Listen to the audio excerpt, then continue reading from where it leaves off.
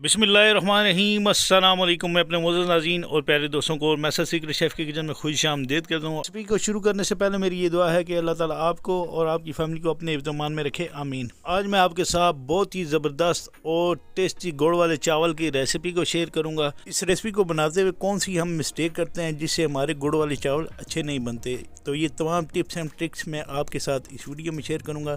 तो अगर आप मेरे चैनल पर नए हैं तो प्लीज़ मेरे चैनल को सब्सक्राइब, वीडियो को लाइक और शेयर ज़रूर करें। तो चलें स्टार्ट करते हैं इस रेसिपी को। बिस्मिल्लाहिर्रहमानिर्रहीम। सबसे पहले हमने एक खुला बर्तन लेना है। इसमें हमने तकरीबन 4 गिलास के बराबर पानी डाल देना है।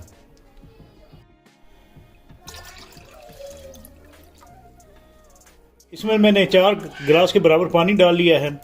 आपने खुला बर्तन लेना है और ज़्यादा पानी लेना है, आपने कम पानी नहीं लेना। अगर आप कम पानी लेंगे तो चावल जो हैं वो आपके जुड़ जाएंगे, तो लिहाजा मैंने खुले बर्तन में ज़्यादा पानी डाल लिया है। इसके बाद मैं इसके अंदर ये 3 अदद बादियान के फूल हैं, ये डाल लूँगा। अब मैं इसके अंदर ये 5 अदद लौंग है, ये इसके अंदर डाल दूँगा। और बेहतरीन सी खुशबू के लिए 4 अदद हरी इलायची ये मैं इसके अंदर डालूँगा। और इसके अलावा इसमें ज़बरदस्त सी खुशबू के लिए मैं सौंफ इसके अंदर डाल दूँगा। सौंफ को मैं आधा चाय की चम्मच के बराबर डालूँगा, ज़्यादा सौंफ का इस्तेमाल नहीं करूँगा। तो इसके बाद मैं इसके अंदर नमक जो है वो आधा चाय की चम्मच के बराबर डाल दूँगा।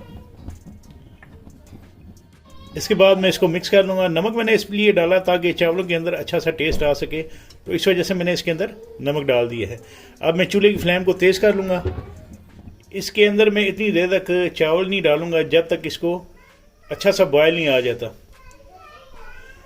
तो जब तक वो पानी बॉयल हो रहा है तो ये चावल जो है ये सिला चावल हैं, जिनको मैं तकरीबन 1.5 से 2 घंटे के लिए पानी में, गर्म पानी में भिगो कर रख दिया था। तो आपने सिला चावल का इसमें इस्तेमाल करना है।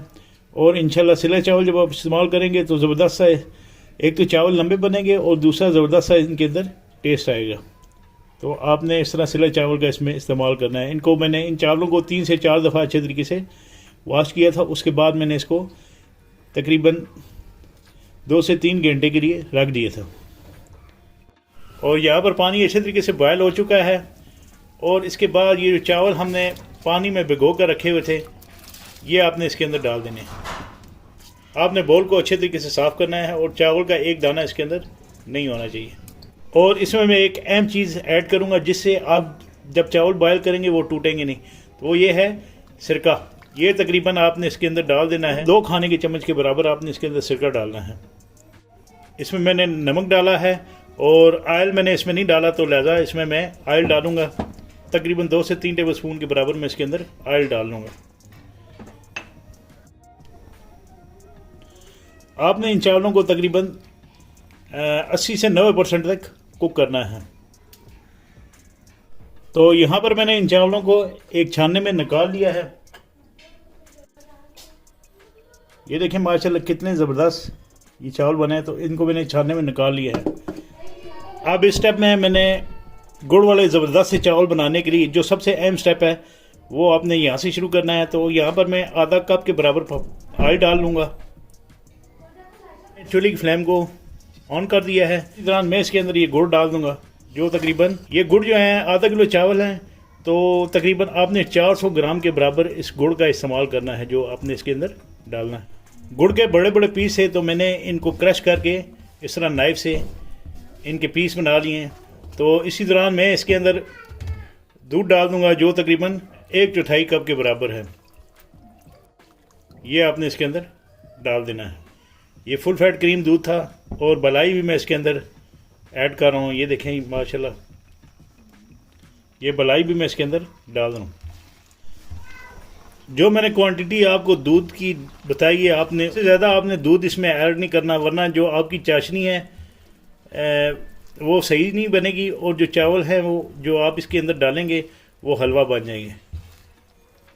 तो इसी दौरान मैं इसके अंदर ये स्लाइस कोकोनट जो हैं, ड्राई कोकोनट, नारियल की गिरी जिसको कहते हैं, ये डाल दूंगा। और इसके साथ ही मैं इसके अंदर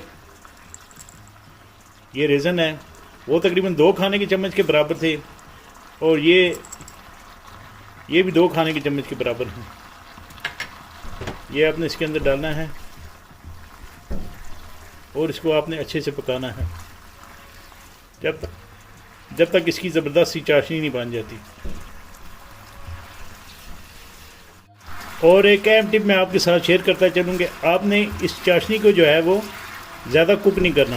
अगर कुक करेंगे तो जो चावलों का टेस्ट है वो ख़राब हो जाएगा और उनका जायका भी अच्छे तरीके से नहीं आएगा। जब आप देखें इस तरह ये तार बनना शुरू हो जाए तो आपने इसके अंदर जो चावल हमने बॉयल करके रखे हुए थे वो आपने इसके अंदर डाल देने हैं।